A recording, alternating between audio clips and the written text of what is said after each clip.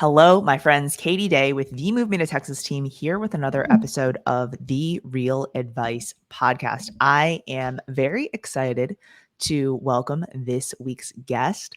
We recently hung out at the Tom Ferry Summit, which is always a good time, but we were reminiscing back on how we met each other, and we realized we've both been a little bit of conference junkies over the years, meeting at brokerage conferences and Tom Ferry conferences.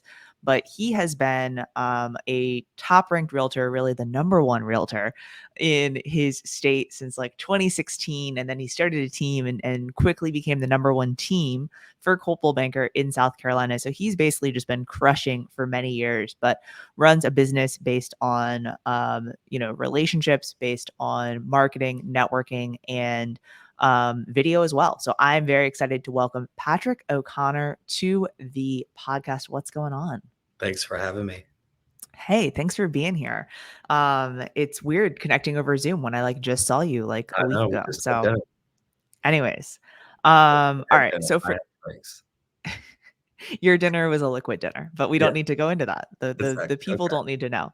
Or the people. Um, and actually, funnier sidebar from our evening in Dallas that we hung out together is we went to like the Monarch, in the Thompson Hotel, and got stuck in the elevator for 16 minutes with us, his partner Hannah, and then I would say like five other people. It was terrible. Yeah, it was a little scary. It was very warm It was and warm. very uncomfortable. Anyways, so but we got free drinks, which was Katie just got on her phone like that was your stress relief, and I was well, trying I to. was just you were trying to like make like jokes and conversation, and I was just like, I do not want to talk to anyone. I just want to keep my body temperature as low as possible and my stress levels. Anyways, Yeah, it was all good. right. So real estate. Yeah. I know you've been in real estate for a little while now, but how'd you get into it? So I used to be a music educator. I was an orchestra conductor, school administrator, did that for 10 years, got into real estate investing and flipping on the side. And I had the summers off. So I would like buy a property, work on it, go back to work, sometimes also sell the property that summer and be like, wow, I like can do this and make that kind of money. And Yeah. then after 10 years, I just felt like I did my time in education and wanted to come back to the South. I was in the suburbs of Chicago and living downtown and just got kind of tired of that. So came back to South Carolina to be close to family and decided like, all right, I'm going to get into real estate. Also, it was the flipping and investing, but it was also, I used to love all the shows, the Millionaire Listing. I was like, I want to wear nice clothes, sit in the back of a car, and make a lot of money. So that kind of really got me into real estate. So a couple of things that I'm pulling from this story of yours, right? So, I mean, how tough was that going back to teaching and education when like you probably made as much money as you did in a year on one flip? Yeah, it was tough. I mean, I was in an area where it was teachers made six figures. So I Okay, wasn't, so maybe not a yeah, full. but a 3-2 cost $500,000 at that time, which was a Yeah, lot. So, I was renting with roommates and all that, but I was doing well. But it was really eye-opening when I figured out like I would renovate a property and then hire a friend at the time to sell it yeah, and then look at his commission and be like, wow, I took all these risks, all this time, my entire summer, and he just made 16,000 bucks. And I thought, it's easy and I'll go do that. But I really pretty quickly could tell that I fell in love with real estate and doing the deal and working with people.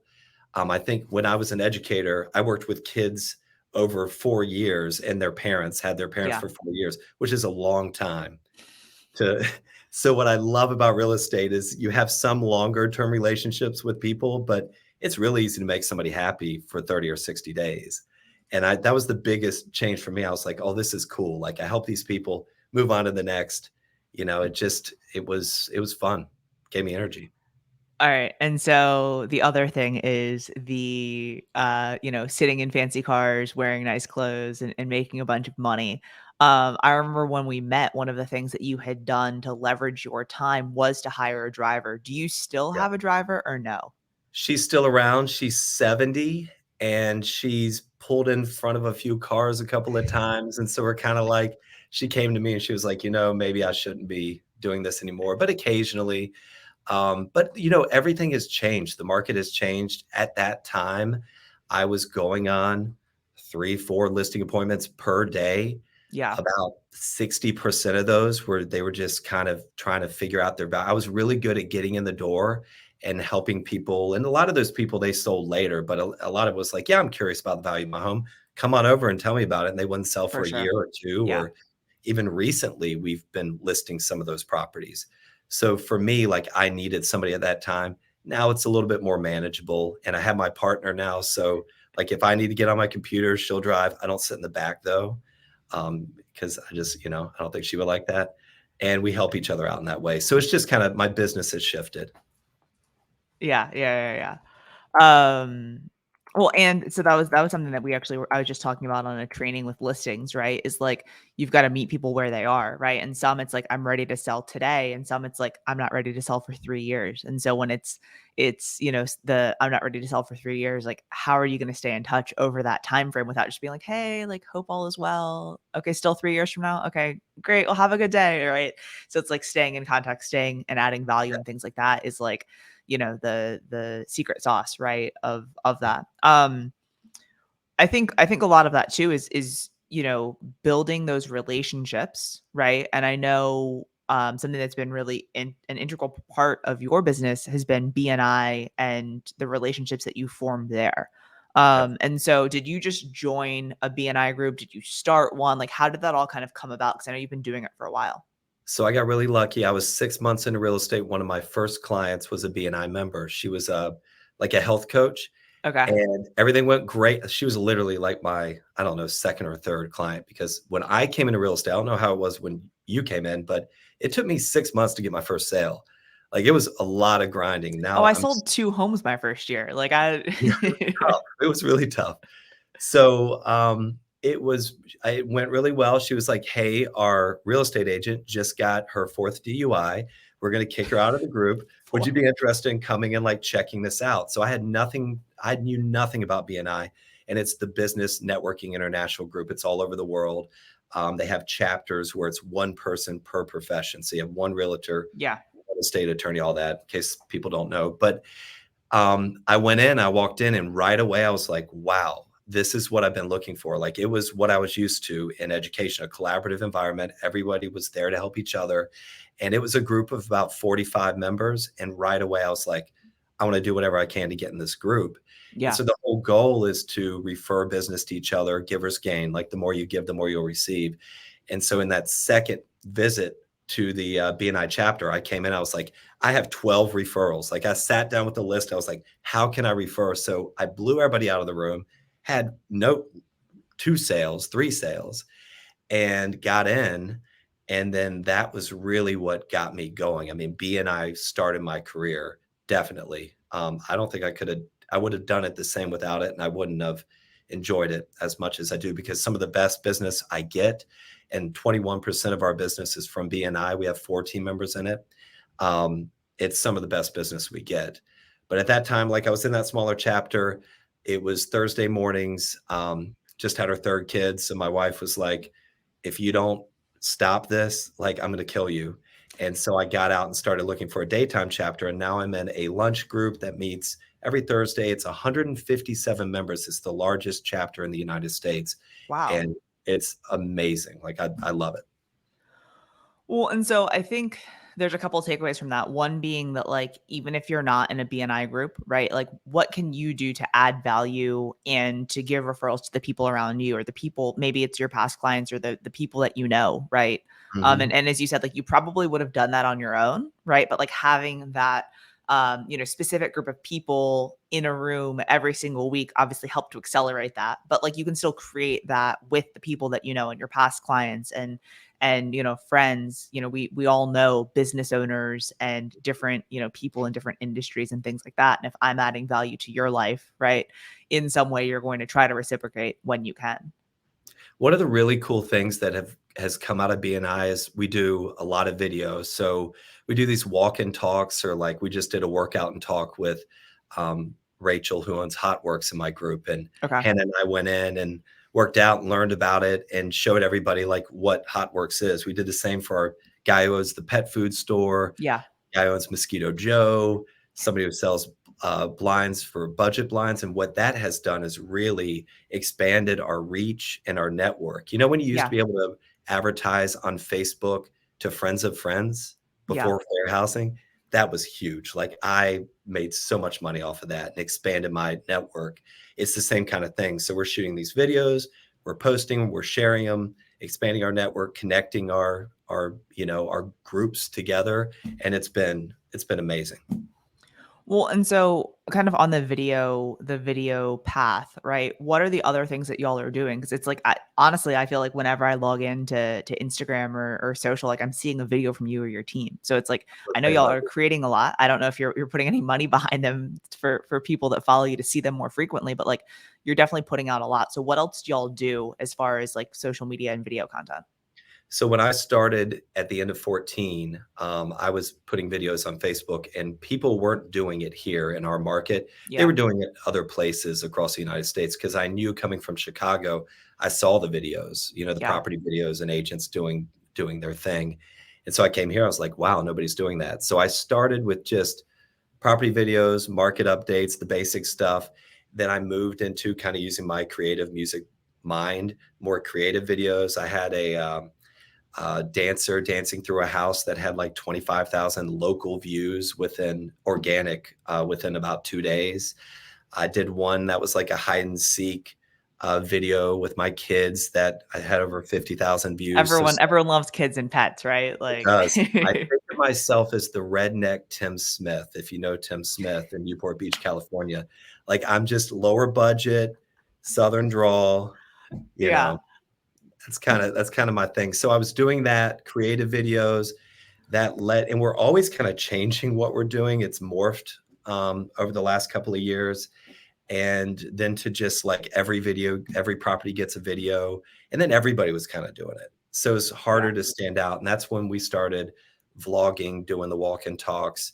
And even now we're trying to do things different. What's great about right now is we're seeing in our market, so many agents that were doing videos have stopped Like completely. pulling back and yeah. Yeah, and we are doubling down. What are other things that you're doing in today's market, right? To like differentiate yourself, right? You said everyone gets a video, right? Like what are things that you're doing to get more business in what's a down market across the country? So we talked about this before we started. I really wanted to say something that hopefully would stick with somebody and kind of have a good impact on their business. One thing that we're doing that has been huge is it's really, we'll put up a phone and we'll just say, and it's both Hannah and I on the camera, hey, this week, this is what we're looking for our buyers. So if you know somebody Okay. or this is your house, like let us know. We'd really appreciate your help. And then we're going through 2 or 3 buyers, like house on the lake with a master on the main. We're looking for something in Yeah. Kenwood. We're looking for this. And it seems so stupid, but it's such an easy video. And we're getting a ton of engagement. We're getting clients reaching out. And even a lot of people, it's like, the whole thing. Do you ever get this when somebody will send you like a text picture of a for sale by owner sign? Like, hey, I just saw this and thought of you. Well, great. Yeah. That's Yeah. nice, but Yeah. that's Yeah. really not going to help me. So it's a lot of that, like clients, hey, my neighbor had houses on the market. We've seen that. But it's a lot of agents that are like, hey, I actually have this coming. Coming And then soon. we're Yeah. able to go back to our buyers and they feel like we're doing more for them. They see it. And then it becomes this thing where people locally are like, oh, you're thinking of selling your house? We should give them a call first or reach out to them first because they always have a buyer. Yeah. And so that's been huge for us lately. That the creative videos, I don't do so much market updates because I feel like everybody's inundated with what's going on in our stupid market. And nobody cares anymore. Yeah, no, I think that that's really big. And a lot of times, we'll do the letters to a neighborhood, right? So if you're Mhm. very specific on what you want, we'll pull in the tax records like ABC subdivision, 3 bedroom or more homes, 2 stories, whatever, and send the letters. But it's like, we're saying, hey, Patrick, we sent out 40, 400 letters to this neighborhood. Like Yeah.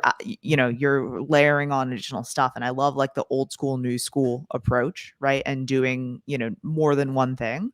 um and I see a lot of those posts on social, but like the ones that I see are normally just like here's the text, right? Of like, I have a buyer looking, and it's like they're drawing it on the map, which is great visually. But like, I think that like you talking about it and explaining exactly what y'all are looking for, would garner, some more eyeballs for sure. We were doing something recently that led to multiple sales. We got this really cool property. It was the most expensive sale in this neighborhood, and in our market, like my average price point is right around 400. So we have to Same. sell a lot of houses. But this one was 660 in the neighborhood, and a beautiful pool. And we shot this great video of the house, marketed it to, of course, everybody, and boosted it. And then we sent letters to the neighborhood, hey, your neighbor's home's on the market, scan to see the video. Then when it pending, it was like, this home just went under contract. It'll be when it closes, one of the highest sales. Scan to see the video.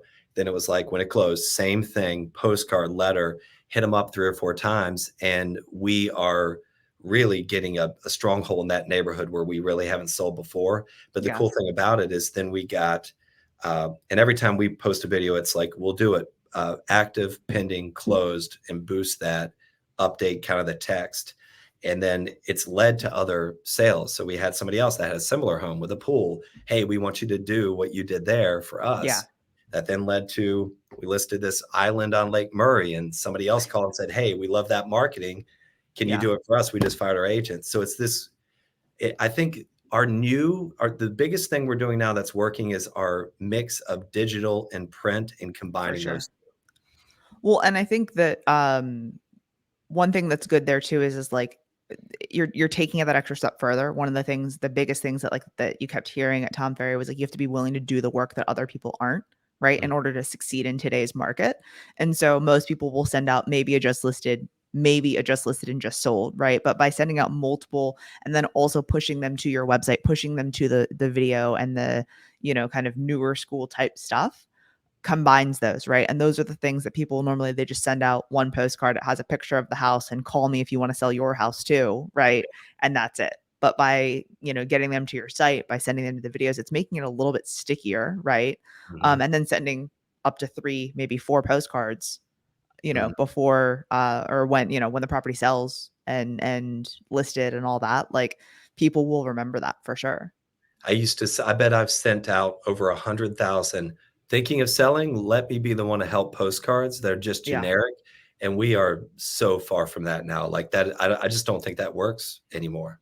Yeah, I think the one thing that I know people have seen traction on is like in their farm, right? So in an area where you're sending postcards on a regular basis, they are layering in maybe once, twice, and some people are doing it 4 times a year. The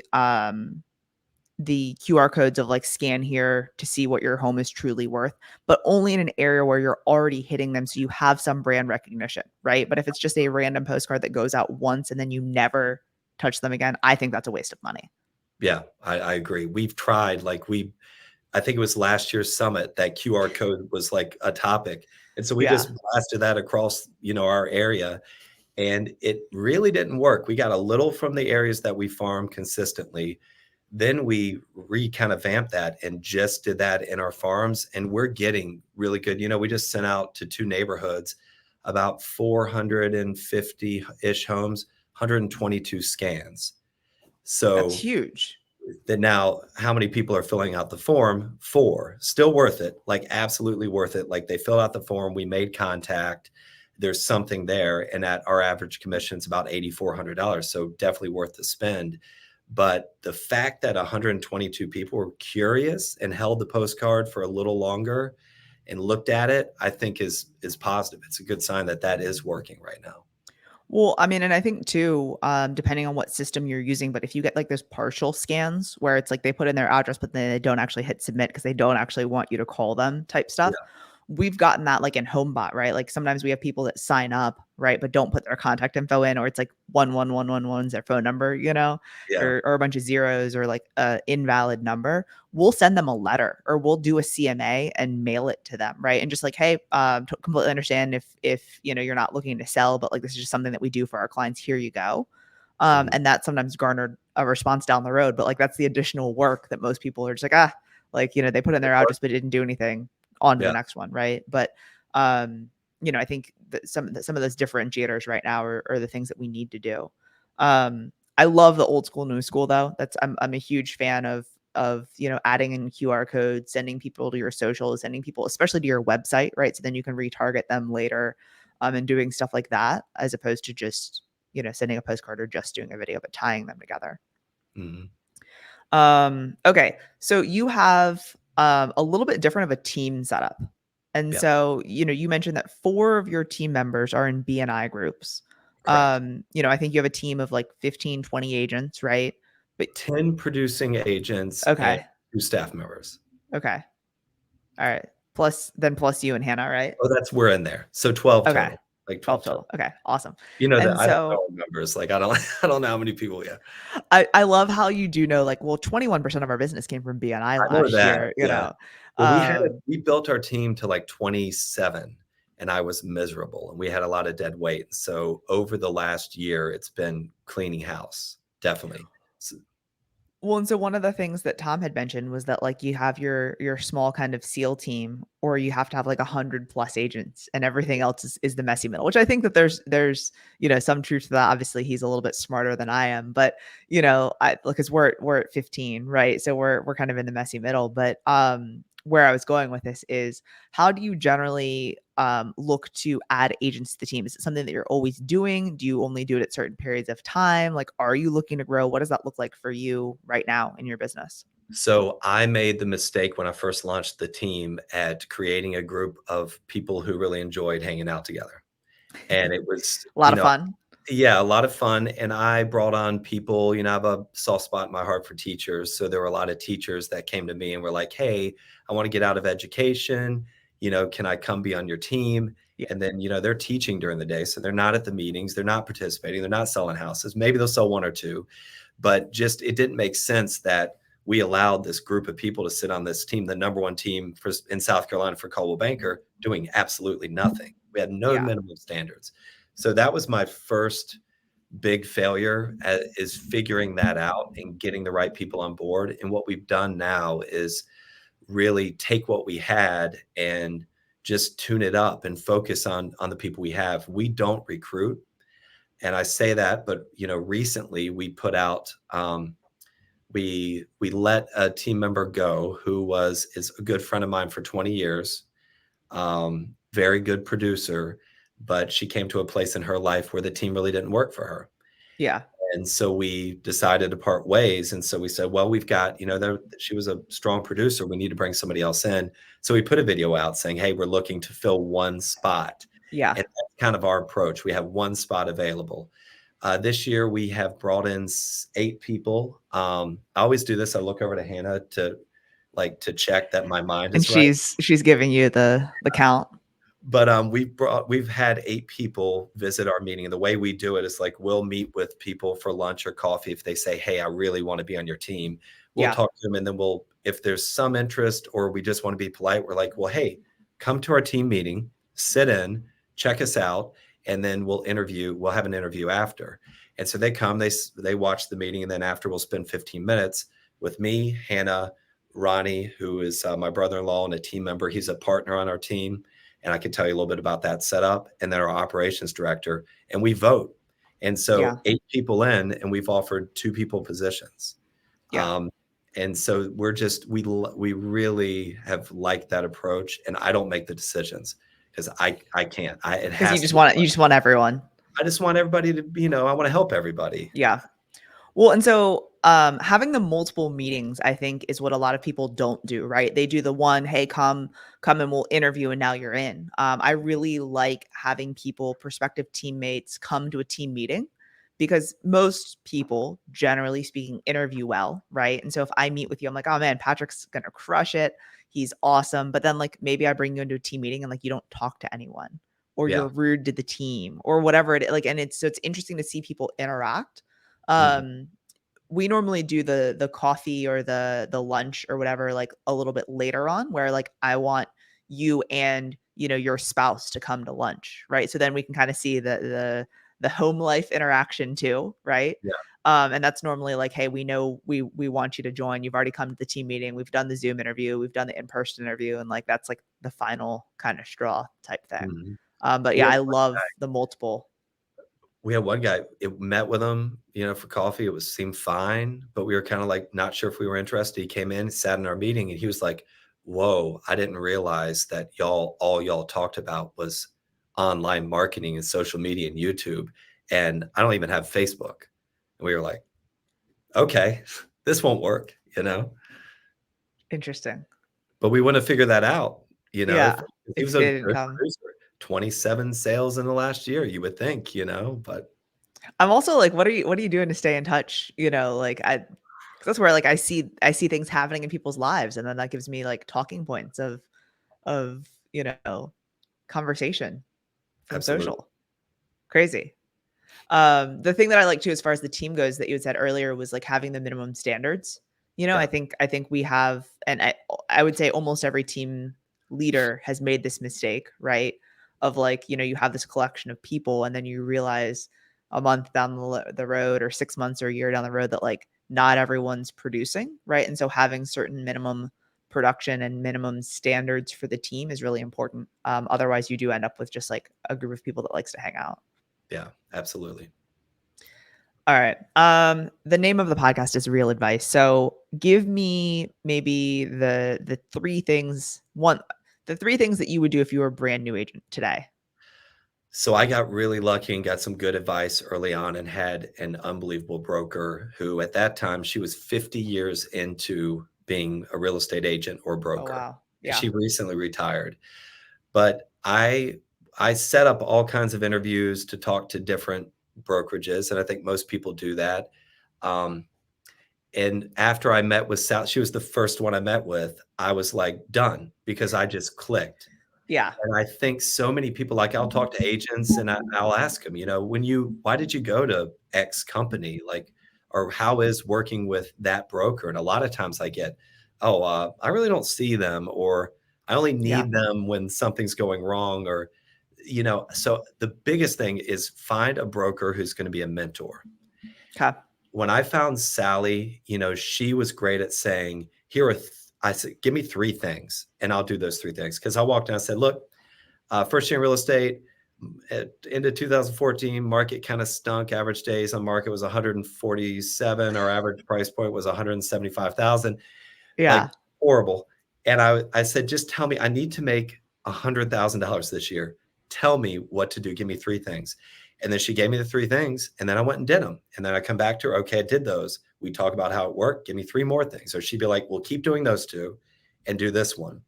And a lot of that was, she was like, you have to meet with people, you have to reconnect with people in Lexington because I've been gone 14 years. So she was like, you need to go to coffee and lunch, never go to coffee and lunch alone. And then she was like, if you can find networking opportunities or clubs or whatever, get involved with those. You So went all in on that. yeah, absolutely. She said you need to learn your market and actually like go into these properties, tour the Yeah. properties, See drive them. the neighborhoods. And so she was like, create a website highlighting all the different neighborhoods in Lexington. This will give you a good opportunity to like get to know the area and get some information. So I drove around taking horrible pictures, taking notes, and then created this website that we still get leads today. I just got a lead yesterday for a little neighborhood in Lexington from this website I created when I first started. So that was the other approach. And then the third one was my newsletter approach, where I just had a one-page newsletter. Here's the current stats for the neighborhood. Here's a feature listing. When I didn't have one, I used a office feature listing, Yeah. some info about me. And as my business grew, then it became front and back.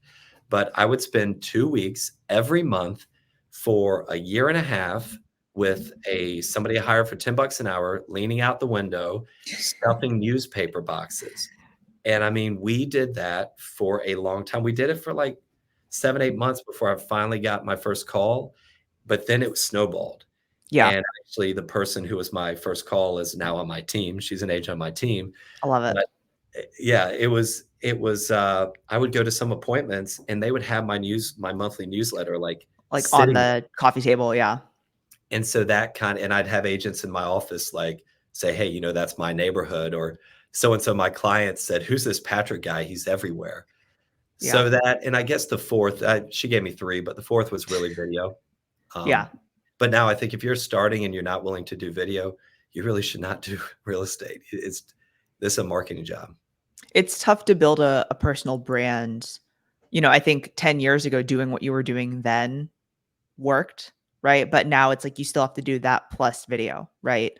I don't think I would agree with you. If it's not something that you want to do, it's definitely more difficult. You can still do it. It's just going to require a lot more time and energy. Yeah, absolutely. But yeah, finding a mentor, understanding the market, and physically going to properties, I think is huge. Going to open houses, going to especially touring what's on the market, and having that market knowledge is so important. And then yeah, the newsletter, I love it, and like that's smart because I'm like we'll go and like do door knocking or walking, but I'm like having someone stuffing the mailboxes. That's a pro move. I love that. It worked. I mean, we got a lot of business out of that, and that's I still have people we're meeting. They're like, "Yeah, you used to put stuff in my newspaper box," but then it was like finally when I had money to do it, I started sending out more print marketing, and an average of like 5 to 7,000 postcards a month. Yeah. And that's a lot easier, a lot less time consuming. Well, I mean, and like, I mean, we still send out that's what I was before when we were getting less enough to send this to go get printed. We still send out a PDF, printed 8.5 inch by 11, two-sided market update every month to my farm, right? Hmm. And, it has the market stats, it has a featured listing, it has, some information, little like QR code to scan for the value of your home. And like we're printing some off because we're doing like a free coffee giveaway day at a local coffee shop tomorrow, and like we'll have more of those to hand out. Yep, So yeah, no, I mean, I definitely am a huge proponent of print, because a lot of people are cutting it out right now. they are. All right, I feel like we've covered a lot. What I have one final question for you, and I know that you're a little bit of a foodie, and I think I might know your answer. But if it were your last meal on Earth, what would you be eating? It can be like somewhere, it could be, at a restaurant, it could be home cooked. Oh my God. I mean, you know what popped into my head, but it's probably not the answer, but it popped into my head, so I'll say it. I had some of the best Thai food in Singapore in this building. I won't say the name of the building because I'll tell you off camera, but it was in this place where you would not expect to find the best Thai food at the top floor in the corner. And it was like, I can't even describe it. And I left Thailand and went to Singapore and had the best Thai food of my life in Singapore. So I would go there. I don't know what it's called, but if anybody goes there and is interested, I can message me. I can tell them. Send the Google Maps drop of like, hey, it's here, and you go around the corner, and then Some people might um not eat there, but I oh, is heard it. it like okay. All right. Yeah, I don't feel comfortable saying it, but it was a seedy place. I'll tell you after you cut this off. I'm Delicious. eagerly anticipating this. Yep, All yep. right. Anyways, so Patrick, thank you so much for your time today. If someone doesn't follow you on social media, where's the best place for them to connect with you? Instagram, Patrick O'Connor Realtor, and I'll pop right up. Awesome. Cool, man. Well, I appreciate you. Thank you so much for your time and your knowledge, and I'm looking forward to seeing you soon. Thank you, Katie.